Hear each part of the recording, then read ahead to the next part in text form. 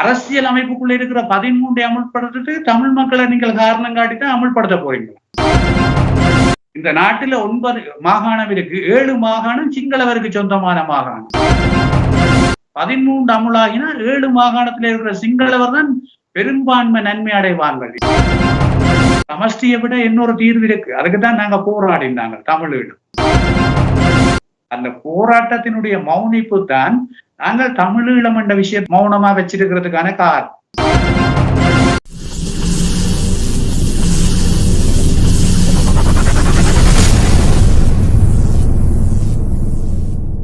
அன்பான உறவுகளுக்கு வணக்கம். நீங்கள் பார்த்துக் கொண்டிருப்பது எஸ்டிஎஸ் தமிழ் தொலைக்காட்சி. எஸ்டிஎஸ் தமிழ் தொலைக்காட்சியில் வார வாரம் இடம்பெறுகின்ற அரசியல் ஆய்வுக்களத்தோடு இணைந்திருக்கின்றோம். அரசியல் ஆய்வுக்களமானது தாயகத்தில் நடைபெற்ற நிகழ்வுகளின் பதிவுகளோடு பல வருடங்களாக எங்களோடு இணைந்திருந்து அங்கு நடைபெறுகின்ற விடயங்களை எங்களுக்கு தகவலாக தந்து அதை பற்றிய ஆய்வுகளையும் செய்து கொண்டிருக்கின்றார் சபாகுதாஸ் அவர்கள்.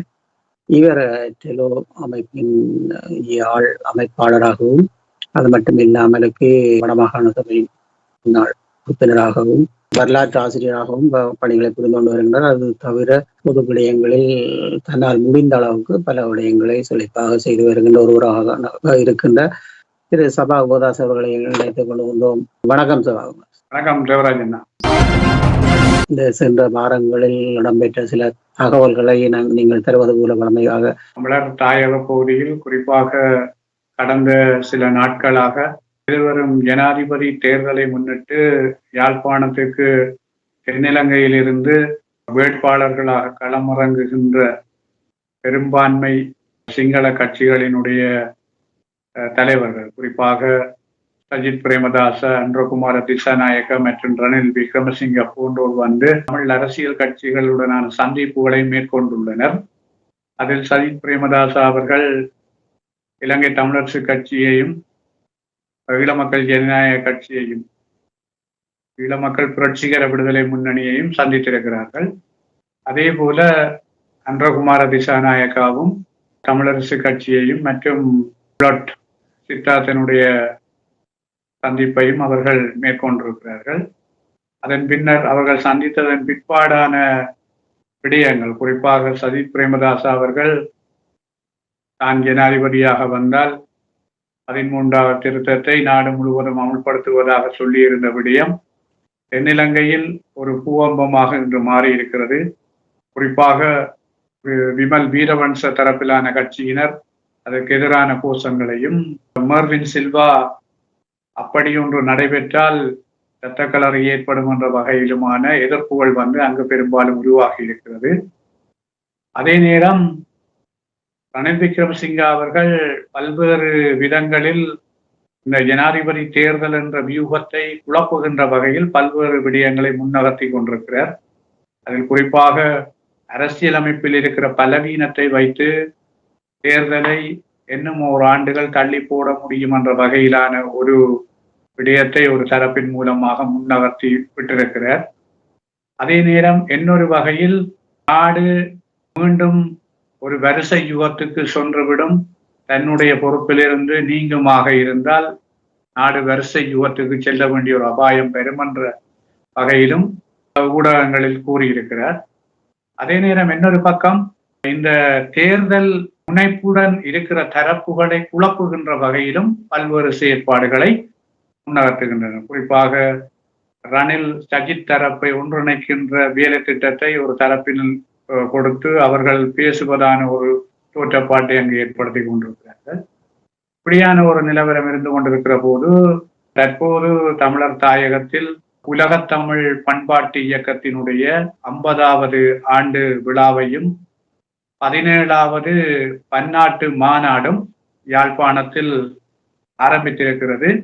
அந்த மாநாடு நடாத்த திட்டமிடப்பட்டிருந்த யாழ் பல்கலைக்கழகத்தில் தொடர்ச்சியான இந்த ஊழியர்களுடைய வேலை நிறுத்தம் காரணமாக அந்த மண்டப ஏற்பாடுகள் அவர்களுக்கு இறுதி தருணத்தில் இல்லாது போனபடியால் அவர்கள் ஒரு இடமாற்றம் செய்து தனியார் திருமண மண்டபம் ஒன்றில் ஆரம்பித்திருக்கிறார்கள். தொடர்ந்து 2ஆம் 3ஆம் நாட்களினுடைய நிகழ்வுகள் தந்தை செல்வா அரங்கத்தில் நடைபெற இருப்பதாக, அந்த நிகழ்வில் பல்வேறு தாய் தமிழக பேராசிரியர்கள், பேராளர்கள் எல்லோரும் கலந்து கொண்டிருக்கிறார்கள்.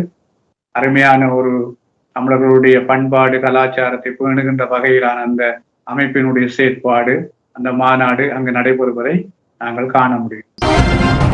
முக்கியமாக பல விடயங்கள் நாங்கள் வைக்க வேண்டியிருந்தாலும் கூட நிறைவாக நீங்கள் கூறியிருந்த உலக தமிழர் பண்பாடு இயக்கத்தின் அந்த நிகழ்வில் நீங்களும் அதில் கலந்து கொண்டதாக தகவல்கள் கிடைக்கப்பெற்றிருக்கின்றது.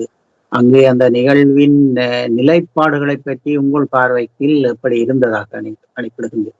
உண்மையிலேயே ஒரு அரிய அந்த நிகழ்வு. நான் நினைக்கிறேன் நிறைய பேராளர்கள் அந்த இடத்துக்கு வருவதென்று தடுமாறிய ஒரு நிலவரம் காணப்பட்டதாக நான் அறிந்திருந்தேன்.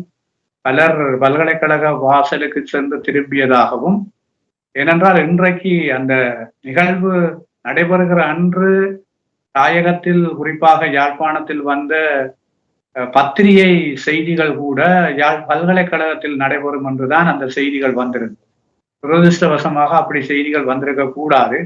நேற்றைய தினம் அந்த இடத்தை மாற்றுகின்ற போது உடனடியாக ஊடகங்களுக்கு அறிவித்து அதை மாற்றி இருக்க வேண்டும். அதில் நான் நினைக்கிறேன் ஏதோ ஒரு சிறு சிறு தவறுகள் ஏற்பட்டிருக்கிறது. என்றாலும் அந்த நிகழ்வில் தாய் தமிழகத்தில் இருந்து வந்திருக்கிற பேராசிரியர்கள், பேராளர்கள் எல்லோரும் சந்தோஷமாக அந்த நிகழ்வில் கலந்து கொண்டு அவர்கள் சிறப்புரையாற்றியதை என்னால் காண முடிந்தது. ஏனென்றால் நான் அந்த நிகழ்வுக்கு ஏற்பாட்டாளர்கள், குறிப்பாக ஜெர்மன் நாட்டில் இருக்கின்ற அந்த ஏற்பாட்டாளர்கள் மற்றும் உங்களுடைய தொலைக்காட்சி சார்ந்த ஆதரவாளர்களுடைய வேண்டுகோளின் அடிப்படையில் என்னையும் அங்கு அழைத்திருந்தார்கள். அதன் அடிப்படையில் நிச்சயமாக அங்கு வந்திருக்கிற தாய் தமிழக பேராசிரியர்கள் மற்றும் பேராளர்கள் எல்லோருமே மிக அந்த நிகழ்வை ஆர்வமாகவும், மற்றது அதில் தமிழினுடைய கடந்த கால சிறப்புகள் மற்றும் தமிழ் எவ்வளவு தூரம் முதன்மையான மொழி, தமிழர்களுடைய கலாச்சாரம் எவ்வளவு முதன்மையானது என்ற விவரங்கள் எல்லாம் பல்வேறுபட்ட கோணங்களில் அங்கு உரையாடியதை காண முடிந்தது.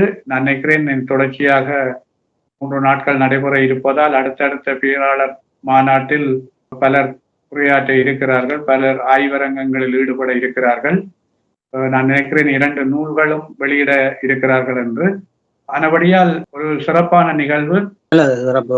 மாவை தங்கராஜா அவர்கள் உண்மையிலே என்னுடைய ஒரு தொழிலதிபராக இருக்கின்றார். அவர் பல பொது விடயங்களை செய்து கொண்டிருக்கின்றார். அது மட்டுமல்ல, இவருடைய முற்காலங்களை பார்த்தோமாக இருந்தால் தேசிய உணர்வோடு பற்றோடு தாயகத்துக்காக பல விடயங்களை ஆரம்பத்திலிருந்து 70களில் செய்து கொண்டிருந்த ஒருவராகவும் இருக்கின்றார். அந்த வகையிலே உண்மையில் அவருடைய எண்ணப்பாடு எப்படி இருந்தது என்று சொன்னால், இந்த மகாநாடு பற்றியது அனைத்து கட்சிகளினுடைய தலைவர்களையும் கூப்பிட்டு அந்த இடத்தில் பங்கு பெற்ற வைக்க வேண்டும் என்ற ஒரு எண்ணப்பாடு இருந்தது. அதற்கான சாத்தியக்கூறுகள் அவ்வண்ணம் ஏதாவது என்று தென்படக்கூடியதாக இருந்ததா?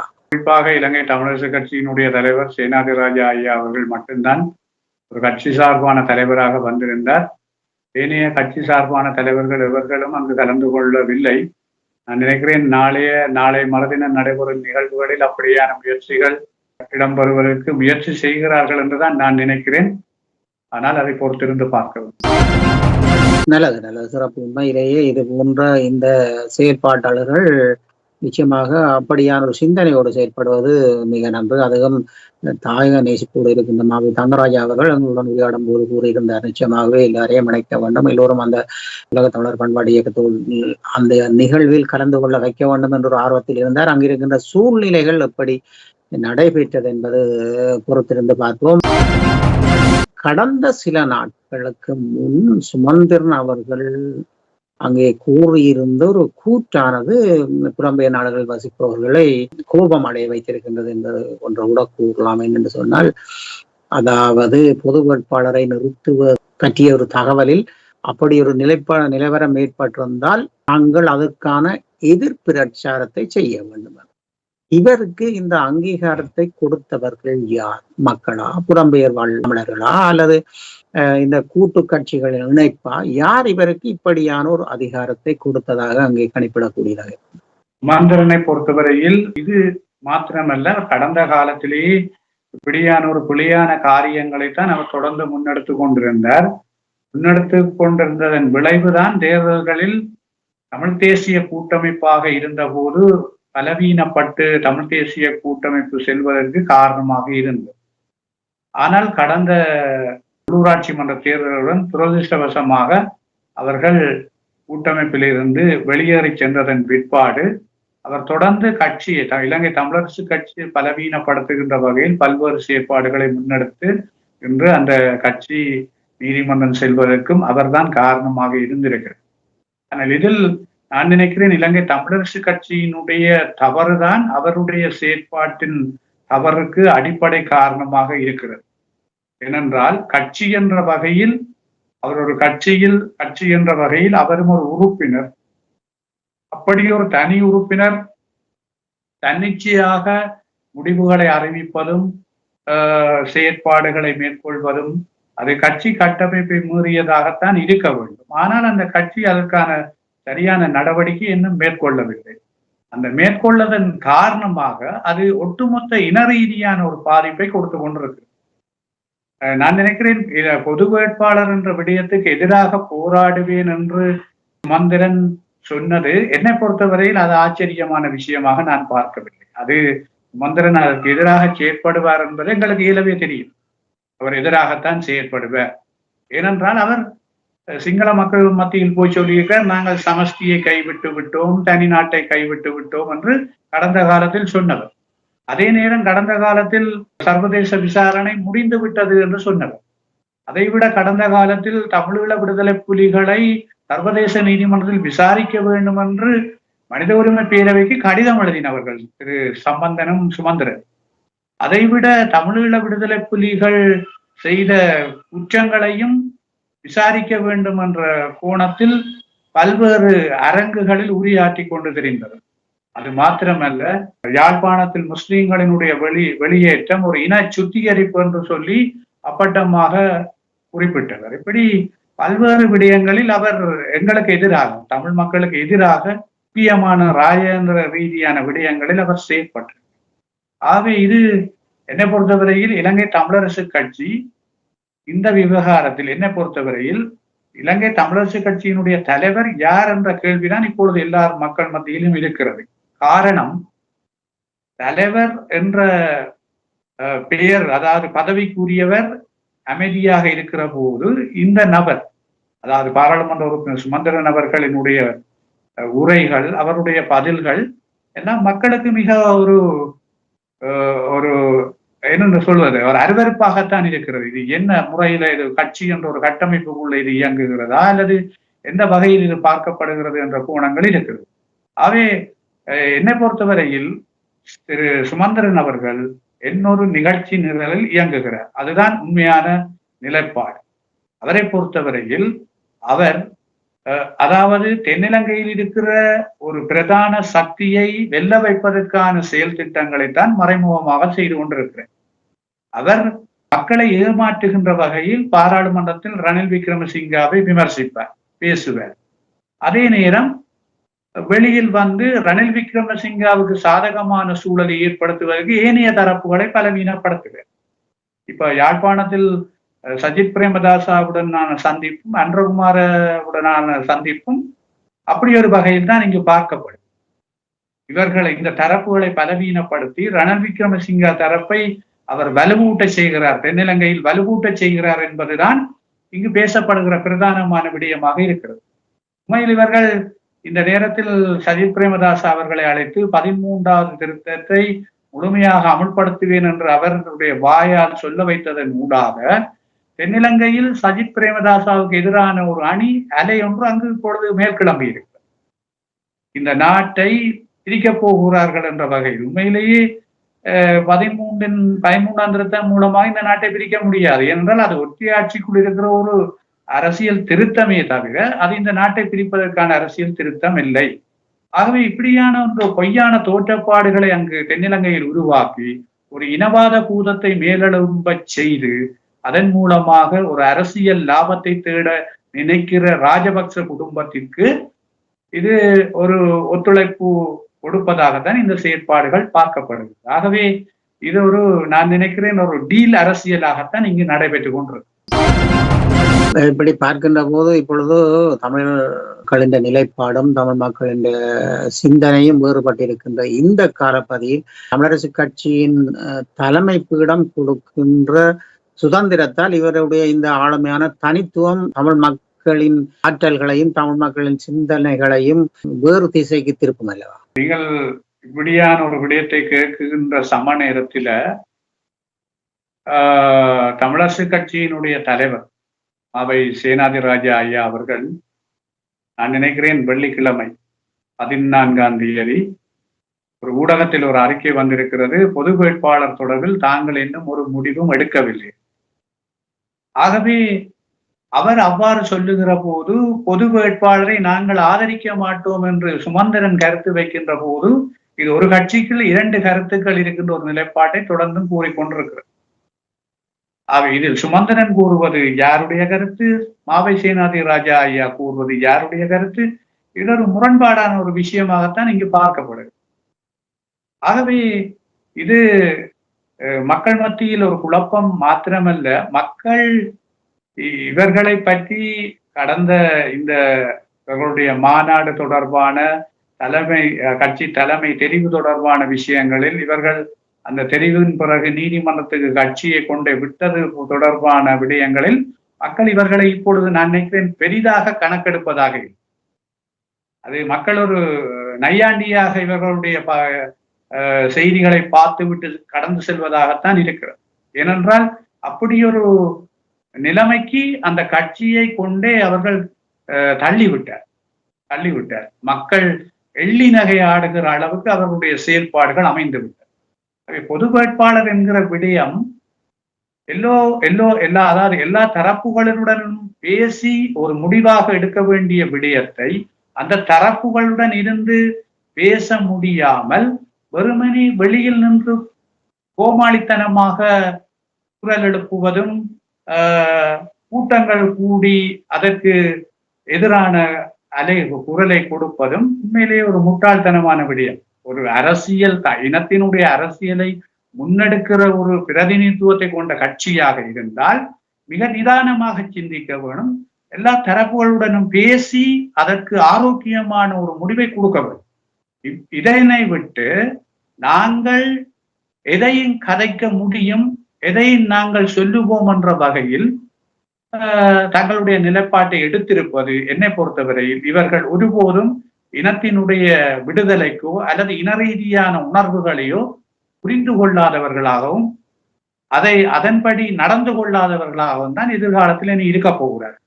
உண்மையில் இனத்தினுடைய உணர்வுகளை புரிந்து கொண்டவர்களாக இருந்தால் இப்படியான ஒரு முன்னகவை செய்ய மாட்டார்கள். இப்படியான அவசரப்பட்டு அந்தரத்தில் இப்படியான அறிக்கைகளை விட மாட்டார்கள். இது ஒரு திட்டமிட்ட சதி செயலாகத்தான் நாங்கள் பார்க்கிறோம். என்னை பொறுத்தவரையில் இது ஒரு நான் ஏற்கனவே குறிப்பிட்டது போல இது ஒரு வேறொரு நிகழ்ச்சி நிரலில் நடத்தப்படுகிற ஒரு நாடகம். இன்னொரு பக்கமாக பார்ப்போமாக இருந்தால் இந்த சஜித் பிரேமதாச தரப்பு போன்ற பலர் தமிழரசு கட்சியுடன் பேசியிருக்கின்றார்கள். ஒரு மூத்த கட்சி என்ற அடிப்படையில் இந்த மூத்த கட்சிகள் மற்ற கட்சிகளையும் இணைத்து பேசி அதற்கான ஒரு முடிவை அல்லது அவர்களோடு கலந்துரையாடும் போது அவர்களையும் வைத்து பேசியிருப்பது நல்லது அல்லவா? ஏன் அப்படியான சந்தர்ப்பம் ஏற்படவில்லை? இதற்கான காரணிகள் அங்கு என்ன மாதிரி பார்க்கப்படும்? நீங்கள் கேட்ட கேள்வி நியாயமானது. ஆனால் அதைவிட நான் ஒன்றை சொல்ல முடியும். இவர்கள் ஏனைய கட்சிகளை இணைத்து கதைக்க விருப்பம் இல்லாவிட்டாலும் தங்களுடைய கட்சிக்குள் ஒரு முடிவினை எடுத்து கதைத்திருக்க வேண்டும் அல்லவா? தங்களுடைய கட்சிக்குள்ளேயே ஒரு முடிவாக எடுத்து கதைக்க முடியாத தரப்பினால் எப்படி ஏனைய கட்சிகளை இணைத்து கதைக்கக்கூடிய வாய்ப்பு உருவாகும்? ஒருபோதும் சாத்தியமில்லை.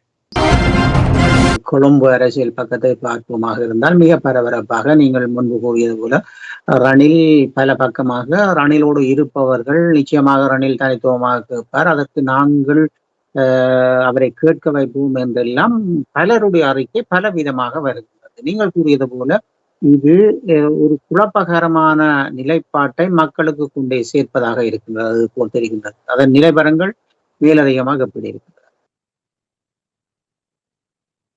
ரணில் விக்ரமசிங்காவை பொறுத்தவரையில் நான் நினைக்கிறேன் அவர் ஒரு 50 வருட அரசியல் அனுபவம் கொண்டவர். அவர் கடந்த காலத்தில் பல தலைவர்களுடன் அருகில் இருந்து அரசியல் செய்தவர். அவர் அது மாத்திரமல்ல, வெளிநாட்டு பிரதான ராஜதந்திரிகளுடன் உறவை பேணுகின்ற ஒருவர். அவர் எப்படி ஒரு தந்திரமாக விடயங்களை நகர்த்த முடியும், ஒரு குழப்பகரமான சூழ்நிலைக்கு எதிர்த்தரப்பை தள்ளிவிட முடியும் என்று சதா சிந்தித்துக் கொண்டிருக்கிற ஒரு நபர்.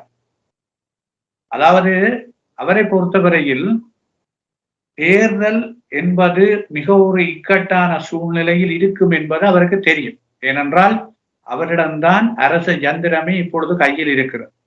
அரச யந்திரத்தினுடைய புலனாய்வு தகவல்கள் அவருக்கு சென்று கொண்டிருக்கும். தன்னை பற்றிய நிலவரங்கள் மக்கள் மத்தியில் எப்படி இருக்கிறது, ஒரு தேர்தல் என்று போனால் எப்படியான விளைவுகளை எதிர்நோக்க வேண்டி வரும் என்ற அக்குவேறு ஆணிவேறான ஆய்வுகள் தகவல்கள் எல்லாம் அவருக்கு செல்லும். அப்படி செல்லுகிற போது அவர் இந்த எதிர்த்தரப்பை குழப்புவதற்காகத்தான் பல்வேறு விடயங்களை முனைப்பாக அவிழ்த்து விடுகிறார். நான் நினைக்கிறேன் கடந்த சில நாட்களுக்கு முதல் தன்னுடைய கட்சியினுடைய செயலாளரை வைத்து ஒரு விடயத்தை முன்வைத்தார். இந்த பாராளுமன்ற தேர்தல், ஜனாதிபதி தேர்தல்களை 2 ஆண்டுகளுக்கு தள்ளி போட வேண்டும். அப்படியான ஒரு பக்கம் அப்படி ஒரு நபரை வைத்து கதைக்கிற சம நேரத்தில் இந்த அரசியலமைப்பில் இருக்கிற பலவீனத்தை அடிப்படையாக கொண்டு ஓராண்டுகளுக்கு ஜனாதிபதி தேர்தலை ஒத்திவைக்கலாம், அது பார்லிமெண்டையும் அதே நேரம் ஒத்திவைக்கலாம் என்ற ஒரு கதையை உருவாக்கி இருக்கிறார். அதே நேரம் இன்னொரு பக்கத்தில் இந்த தேர்தலை நடத்துவதென்று சொன்னால் நாடு என்னும் ஒரு பின்னடைவு வரிசை யுகத்துக்கு சென்றுவிடும் என்ற வகையில் பொருளாதார வல்லுநர்களை வைத்து இன்னொரு பக்கம் கதையை உருவாக்கி இருக்கிறார். இப்படி பல்வேறு தரப்புகள் பல்வேறு கோணங்களில் எல்லாம் செய்திகளை கட்டவிழ்த்து விட்டிருக்கிறார்கள். ஆகவே இவ்வாறான சூழ்நிலை என்பது அவர் எவ்வளவு தூரம் தான் எதிர்காலத்தில் அந்த தேர்தலை வெல்ல வேணும் என்பதற்காக செய்யப்படுகிற வேலைகள் தான். எதிர்த்தரப்பை பல்வேறு திசைகளில் ஓட விடுவது. ஒரே திசையில் இன்றைக்கு எதிரணி தேர்தல் என்று நோக்கி மக்களை சந்தித்து பிரச்சாரம் செய்து கொண்டிருக்குமாக இருந்தால் எதிரணி பலம் பெற்றுவிடும். ஆகவே எதிரணியை அங்கலாய்க்க வைப்பது, மக்களை திசை திருப்பது. இப்ப மக்களுக்கும் ஒரு வெறுப்பு வரும், அது தேர்தல் 1 வருஷம் தள்ளி போட போறாங்களாம். இன்னொரு பக்கம் தேர்தல்ல சில வேளை ரணில் தோற்றால் மீண்டும் வரிசை யுகம் வந்துடுமாம், திரும்பவும் பொருளாதாரம் விழுந்துடுமாம். இப்படி மக்கள் மத்தியில் ஒரு குழப்பம் ஒன்று வந்தா மக்களும் தேர்தல் இந்த எதிர்கட்சிகள் இந்த பிரச்சாரங்கள்ல ஆர்வங்கள் இல்லாமல் பின்னோக்கி கொண்டு செல்லக்கூடிய வாய்ப்புகள் வரும். இப்படியான தந்திரோபாயங்கள் தான் அங்கு போடப்படும். ஆனால் எதுவாக இருந்தாலும் அரசியலமைப்பின்படி தேர்தல் நடத்த வேணும். ஆனால் அந்த தேர்தலை கூட எப்படி பின்தள்ளலாம் என்ற ஒரு நோக்கம் ஜனாதிபதியிட்ட ரணில் விக்ரமசிங்காட்ட மிக தெளிவாயிருக்கு. அவர் அதை வச்சுத்தான் சுமந்திரன் போன்ற ஆக்களையும் தமிழர் தரப்புக்குள்ள கையாண்டு கொண்டிருக்கிறார். ஆகவே இந்த விடயத்திலையும் இன்றைக்கு 13 உண்மையிலே தமிழ் மக்களுக்கான தீர்வல்ல. தமிழ் மக்களுக்கு ஒரு தீர்வு என்று சொன்னால் தமிழ் மக்கள் ஆக குறைஞ்ச தீர்வு எதை கேட்கணும்னா சமஷ்டியை விட இன்னொரு தீர்வு இருக்கு. அதுக்குதான் நாங்க போராடினாங்க தமிழீழம். அந்த போராட்டத்தினுடைய மௌனிப்பு தான் நாங்கள் தமிழீழம் என்ற விஷயத்த மௌனமா வச்சிருக்கிறதுக்கான காரணம். ஆனால் நாங்கள் சமஷ்டி என்றதை ஜனநாயக ரீதியாக மக்கள் ஆணை பெற்று வைத்திருக்கிறோம். ஆகவே சமஷ்டி தீர்வுண்ட தமிழ் மக்கள் கைவிட்டுட்டினம் அவர்கள் இறங்கி வந்து இப்ப 13வது திருத்தத்தை தான் தீர்வாக ஏற்றுக்கொள்ளுகினம் என்ற ஒரு மாயைய வெளியுலகத்துக்கு காட்டுறதுக்கு சிங்கள ஆட்சியாளர்கள் வேகமா செயற்படணும். சிங்கள ஆட்சியாளர்கள்ல நீங்க பாருங்க, ரணில் விக்ரமசிங்காவாக இருக்கலாம், சஜித் பிரேமதாசாவாக இருக்கலாம், அன்றகுமார திசாநாயக்கவாக இருக்கலாம், தமிழ் மக்களோட கதை கேட்கல 13 தாங்கள் வந்தால் அமுல்படுத்துவோம் என்றதான் மட்டும் கதைக்கிறாங்க. ஏனைய விஷயங்களை பற்றி கதைக்கிறது. எங்கட ஏனைய விஷயங்கள் என்ன? தேசிய இனப்பிரச்சனை. தேசிய இனப்பிரச்சனைக்கு தீர்வு என்ன? அரசியல் தீர்வு. அந்த அரசியல் தீர்வு என்ன மக்கள் எதிர்பார்க்கிறது? தமிழ் மக்கள் சமஷ்டி. இது தொடர்பா அவங்க ஒன்றுமே கதைக்கு. ஆகவே அவங்க கொண்டு போய் திரும்பவும் எங்களை ஒற்றியாட்சிக்குள்ள முடக்கி விடத்தான் சிந்திக்கிறாங்க. அந்த ஒற்றியாட்சிக்குள்ள முடங்க போறோமா, அல்லது நாங்கள் இவங்களோட தொடர்ந்து பேசி ஏமாற போறோமா, அல்லது நாங்கள் ஒற்றுமையா நின்று எங்களுடைய நிலப்பாட்டை வெளிப்படுத்த போறோமான்றதுதான் இன்றைக்கு எங்களுக்கு முன்னால் இருக்கிற கேள்வி. என்ன பொறுத்தவரை இல்லை, எந்த சிங்கள வேட்பாளரும் ஒன்றுமே செய்ய மாட்டாங்க. அவங்க தேர்தல் காலத்துல மட்டும்தான் இது கதைப்பாங்க. ஏன் இந்த அரசியலமைப்புக்குள்ள இருக்கிற 13வது திருத்தம் தேர்தல் காலத்துல மட்டும்தான் இவைக்கு கண்ணுக்கு தெரியுமா, மற்ற காலங்கள்ல தெரியாது. மற்ற காலங்கள்ல இவங்களால இதை அமுல்படுத்த தெரியாது. ஏன் இந்த கேள்வியை கேட்கல சுமந்திரனோ சேனாதி ராஜாவோ இந்த சஜித் பிரேமதாசா விட்டியோ அன்றகுமார திசாநாயகாவிட்டையோ இந்த கேள்வி ஏன் கேட்குது? சஜித் பிரேமதாசா நல்ல ஆட்சியிலே ஒரு அமைச்சரா இருந்தார், சுத்த சாசன அமைச்சரா இருந்து வடக்கு கிழக்குல 1500 விகார கட்டுறதுக்கு காசு ஒதுக்கினார். ஏன் அவர்கிட்ட கேட்கல, ஏன் ஐயா நீங்க நல்லாட்சி அரசாங்கத்திலே இந்த 13 அமல்படுத்துறதுக்கு நீங்களே முயற்சி செய்திருக்கலாம் தானே என்று ஒரு கேள்வியை கேட்டிருக்கலாம். ஏன் கேள்வி கேட்கல? அரசியல் அமைப்புக்குள்ள இருக்கிற 13 அமல்படுத்துறதுக்கு தமிழ் மக்களை நீங்கள் காரணம் காட்டித்தான் அமல்படுத்த போறீங்களா? இந்த நாட்டுல 9 மாகாணம் இருக்கு. 7 மாகாணம் சிங்களவருக்கு சொந்தமான மாகாணம், 2 மாகாணம் தான் தமிழருக்கு. 13 அமுலாகினா 7 மாகாணத்துல இருக்கிற சிங்களவர் தான் பெரும்பான்மை நன்மை அடைவார்கள். இதுவரை நன்மை அடைஞ்சதே சிங்களவர் தான், தமிழருக்கு எந்த நன்மையும் இல்லை. அதால் ஆகவே ஏன் அந்த கேள்வியை இவர்கள் கேட்கல? தேர்தல் காலத்துல மட்டும் நீங்க அதை கதைக்கிறீங்க, மற்ற காலத்துல உங்களால் ஏன் இதை நடைமுறைப்படுத்த முடியலைன்னு ஏன் கேட்க? ஆகவே இது ஒரு ஏமாற்று வேலை. இந்த ஏமாற்று வேலைகளுக்கு நான் நினைக்கிறேன் யாழ்ப்பாணத்து மக்கள் சோரம் போக மாட்டினோம், அவர்கள் தெளிவாக இருக்கணும். எங்களோட அரசியல் தலைமைகள் தெளிவில்லாததன் காரணமாகத்தான் இந்த குழப்பம் இருக்கு. இன்னும் ஒரு பக்கமாக பார்க்கக்கூடியதாக இருந்தால் ஐயா விக்னேஸ்வரன் அவர்களை ரணில் விக்ரமசிங்க அவர்கள் யாழ் வந்தபோது சந்தித்து விட்டு தமிழர்களால ஒன்றிணைய முடியுமா என்ற ஒரு கேள்வியை கேட்டதாக ஊடக பரப்பில் கூறியிருக்கின்றார். அதை ஒரு கிண்டலான விடயமாக இருக்கின்றது. உண்மையில் தமிழ் மக்களும் தமிழ் அரசியல்வாதிகளும் இணையவில்லை என்பது ஒரு பக்கம் இருக்கு. ஒரு கிண்டலாக தமிழ் மக்கள் உங்களால் முடியுமா என்ற ஒரு கேள்வியை கேட்பது அவநாகரிகமானதாக இருக்கு. ரணில் விக்ரமசிங்க ஏலவே தமிழ் தரப்புல டீலர்களை வச்சிருக்கிறார். அப்ப அவர்கள் அப்படி செல்லுவார். அந்த டீலர்களை வச்சிருக்கிறார் என்றாதான் அந்த கதையின் பின்னணி. உங்களால முடிஞ்சா பொது வேட்பாளரை போட்டு காட்டுங்கன்றது, அதை போட விடாம தடுக்கிறதுக்கு தன்னால முடியும் என்றாதான் அது இந்த உண்மை. அதுதான் இப்ப நடக்குது. சுமந்திரனாக தானே செய்கிற. நீங்கள் தமிழ் பொது வேட்பாளரை போட்டால் நான் அவரை தோற்கடிக்கிறதுக்காக கடைசி வரையும் போராடுவேன் என்று ஒரு தமிழ் மக்களினுடைய பாராளுமன்ற உறுப்பினர் சொல்றாருண்டா, அந்த விடயத்தையும் சுமந்திரன் சொன்ன விடயத்தையும் ரணில் விக்ரமசிங்க சொன்ன விடயத்தையும் நீங்க ஒப்பிட்டு பார்த்தீங்கன்னா இதுல எப்படி டீல் இருக்கு, இதுல எப்படி தொடர்பு இருக்குன்றதை நாங்க சிம்பிளாயே புரிஞ்சு கொள்ளலாம். ஆகவே ரணில் விக்ரமசிங்கா பொறுத்தவரை இல்லை, அவருடைய ஒவ்வொரு கதைக்கு பின்னாலேயும் ஒரு பின்னணி இருக்குன்றதை நாங்கள் ஆழ்ந்து ஆராய்ந்தோம்னா பிடிச்சு கொள்ளலாம். உண்மை என்று சிறப்பாக பல விடயங்களை பேசி இருந்தாலும் தமிழ் மக்கள் சார்பாக நாங்கள் இன்னும் சொல்லிக் கொண்டிருக்கின்றோம். சகோதராக இருக்கட்டும், நாங்களாக இருக்கட்டும், ஒற்றுமை கரம் ஓங்குகின்ற போது எங்களுடைய துயர்கள் நீங்குவதற்கான ஒரு களம் வரும். அந்த வகையிலே அரசியல் கட்சிகள் இணைகிறோம் என்று சொல்லி சிங்கள அரசியல்வாதிகள் போல் பேசிக் கொண்டிருக்கின்றார்கள். அது மட்டுமல்லாமல் ரணில் வந்தபோது 13க்கான நிலைவரத்தை நான் இதோ குறுகிய காலத்தில் செய்து விடுவேன் என்று 2 வருஷத்தை கடத்தி இருக்கின்றார். இது போல பல வருடங்களை நாங்கள் கடந்ததை கண்டிருக்கின்றோம். அதனால் எழுந்ததை போராட்டம் என்பதும் ஒரு பக்கமாக இருக்கின்றது. அந்த போராட்டம் மௌனித்த பின்பு மீண்டும் இவர்களுக்கு குளிர் விட்டு போனது என்று கூட நாங்கள் எங்களுடைய வார்த்தையில் சொல்லிக் கொள்ளலாம். அப்படியான ஒரு சூழ்நிலையில் இருக்கின்றார்கள் என்பதுதான் உண்மையான விஷயம். அந்த வகையிலே தமிழ் மக்களாகிய நாங்கள் நிச்சயமாக ஒரு நல்ல முடிவுக்கு வர வேண்டும். இல்லை என்று சொன்னால் இந்த சந்ததி கண்டு கொள்ள முடியாத ஒரு சோகத்தை காணக்கூடிய அளவுக்கு சூழ்நிலைகள் வந்து கொண்டிருக்கின்றது.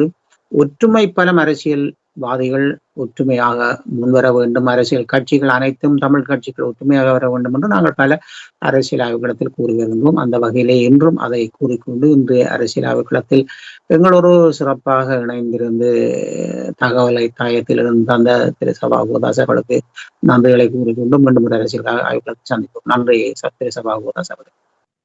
நன்றி தேவராஜன். நல்லது. எங்களோடு இன்று சிறப்பாக இணைந்திருந்தார் யாழ் மாவட்ட அமைப்பாளரும், அது மட்டுமில்லாமல் இவர் ஒரு பேராசிரியராகவும் மற்றும் வடக்கு மாகாண சபையின் முன்னாள் உறுப்பினராகவும் இருந்தவர். பொதுப்பணிகளும் பல செய்து வருகின்றார். அவரும் கட்சியை சேர்ந்தவராக இருந்தாலும் அவர் பொதுவாக அரசியல் விடயங்களை கொண்டு வந்து தாயக மக்களுக்கான தேவைகளை அங்கே முன்வைத்து வண்ணமான விடயத்தை நாங்கள் கொண்டு சென்றால் அதன் மூலம் நாங்கள் எங்களுடைய விடிவை நோக்கி செல்லலாம் என்ற கருத்தோடு எங்களோடு கலந்து பல வருடங்களாக தாயகத்திலிருந்து தகவலை தந்து வருகின்றார். அந்த வகையில் அவருக்கு நன்றியை கூறுகின்ற அடுத்த அரசியல் ஆய்வகத்தில் இணைந்து கொள்வோம். நன்றி. அரசியல் அமைப்புக்குள்ள இருக்கிற 13 அமுல்படுத்திட்டு தமிழ் மக்களை நீங்கள் காரணம் காட்டித்தான் அமுல்படுத்த போறீங்களா? இந்த நாட்டில 9 மாகாணம் இருக்கு. 7 மாகாணம் சிங்களவருக்கு சொந்தமான மாகாணம். 13 அமுலாகினா 7 மாகாணத்தில் இருக்கிற சிங்களவர் தான் பெரும்பான்மை நன்மை அடைவார்கள். சமஷ்டியை விட இன்னொரு தீர்வு இருக்கு. அதுக்குதான் நாங்க போராடினாங்க தமிழீழ. அந்த போராட்டத்தினுடைய மௌனிப்பு தான் நாங்கள் தமிழீழம் என்ற விஷயம் மௌனமா வச்சிருக்கிறதுக்கான காரணம்.